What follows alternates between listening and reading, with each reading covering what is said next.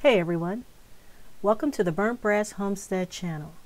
In the previous video, I made farmer's cheese from 1 gallon of raw milk. In this video, I show how I use the homemade farmer's cheese.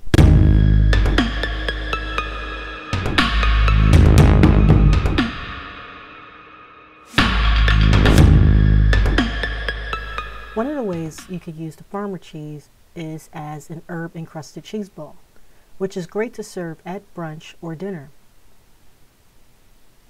To this bowl, I added salt, a little pepper, basil, and a little parsley and oregano. You can add whatever herbs you like. Then I rolled the cheese ball into the seasoning and herbs until it was fully covered. Then spread the cheese on your choice of bread or bagel. Now this may not look like much, but it was a simple, healthy, tasty brunch. Another way to use this cheese is to make cream cheese. This is done by adding a little milk or heavy cream to the farmer's cheese and mixing it well to get it to a creamy consistency.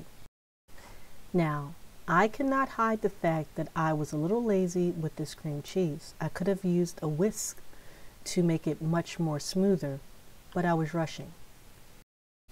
Overall, I was really satisfied with it, and it tastes good on my blueberry bagel. If this was a plain or everything bagel, I would have considered adding chives or smoked salmon pieces to the cream cheese. And finally, homemade farmer's cheese can be used on pizza. While I will not show you the full process of how we make our homemade pizza, since this video is specific to cheese usage, you can see the finished product and how this cheese can be used on pizza. However, let me know in the comments section if you want me to do a full video on how we make our homemade pizza.